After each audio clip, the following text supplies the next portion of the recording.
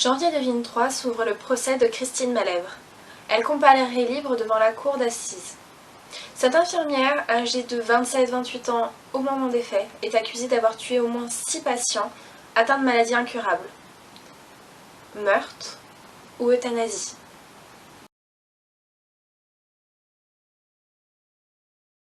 Alors, bonjour à tous. Donc aujourd'hui, je voulais vous parler un petit peu pour ma première vidéo de l'affaire Christine Malèvre. Christine Malèvre, c'est qui d'ailleurs? C'est une femme qui est âgée de 27-28 ans au moment des faits. C'est une infirmière qui est diplômée d'État, qui est décrite par ses anciens professeurs et ses anciens directeurs d'établissement comme quelqu'un qui est une élève studieuse, qui aime aider les autres, qui est très empathique. Elle a même fait un voyage humanitaire pour justement apprendre de l'autre. Elle travaillait dans un service de neuropneumologie. Les personnes ne sont pas censées être en fin de vie, en tout cas pas tous ces patients. Christine Malèvre, elle est accusée notamment entre janvier 1997 et mai 1998 d'avoir tué au moins 6 personnes et suspectée d'en avoir tué 30 autres. Ces 30 personnes-là, ces 30 patients-là, dont elle est suspectée, ce sont des aveux qu'elle a fait. Elle dit avoir tué du coup ces 30 patients lors de sa première garde à vue. Mais elle s'est rétractée juste avant de finir cette garde à vue. Et les noms dont elle a avoué les faits lors de sa première garde à vue. Elle s'est rétractée juste avant de finir cette garde à vue, pour information.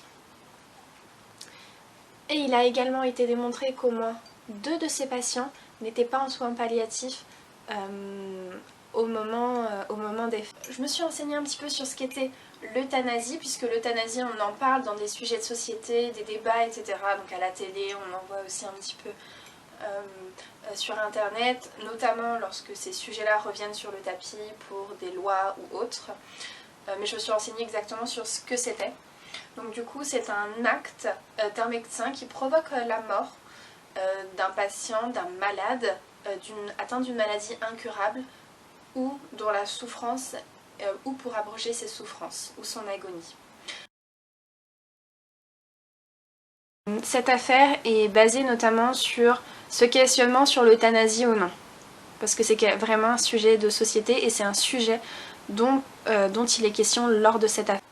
D'un côté, on a Christine Malèvre qui dit avoir aidé ses patients à limiter leur souffrance, à limiter leur agonie en les tuant, où ces patients-là lui ont demandé expressément de mourir. De l'autre côté, on a les familles des victimes qui, eux, refusent totalement ces déclarations. Il y en a même une famille justement qui affirme que son proche devait sortir dans la semaine, qu'il allait mieux, etc. Et après une garde de l'infirmière Christine Malèvre, ce patient-là serait décédé. Donc du coup, pour eux, ils n'en ont jamais entendu parler non plus du fait que le proche voulait mourir, avait envie de mourir, se sentait partir ou était dans une extrême souffrance.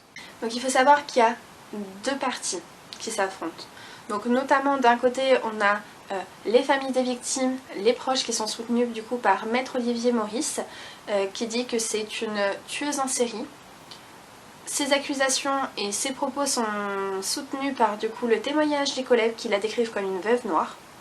Et de l'autre côté, on a justement Christine Malèvre et son avocat Maître Liban, qui est soutenu par l'association du droit de mourir dans la dignité, qui plaide que seule face à la souffrance des autres, elle a agi par compassion, ce qui ressort. On note aussi que donc, ce procès a lieu du coup en 2003 et que en 1999, donc en mars 1999, un livre de Christine Malèvre sort où il y a 4 patients dont elle déclare avoir euthanasié de manière active. Mais il faut savoir que du coup elle se justifie en disant que c'était à la demande des patients. Ce que les familles ne croient pas du tout pour le coup.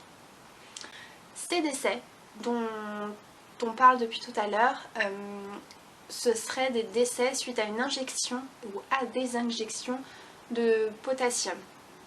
Après 15 jours de procès devant la cour d'assises, fin janvier 2003, elle est condamnée à 12 ans de réclusion criminelle. Durant cette affaire et juste après cette affaire, il y a eu plusieurs questionnements qui ont été soulevés au niveau du gouvernement français, au niveau des hôpitaux, au niveau des médecins, auprès de pas mal de personnes du corps médical.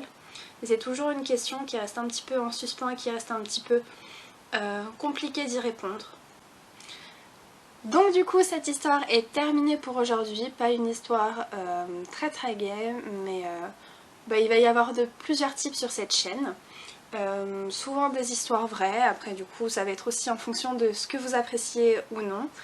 Donc n'hésitez pas à me dire ce que vous en avez pensé. Et puis à la prochaine. Ciao!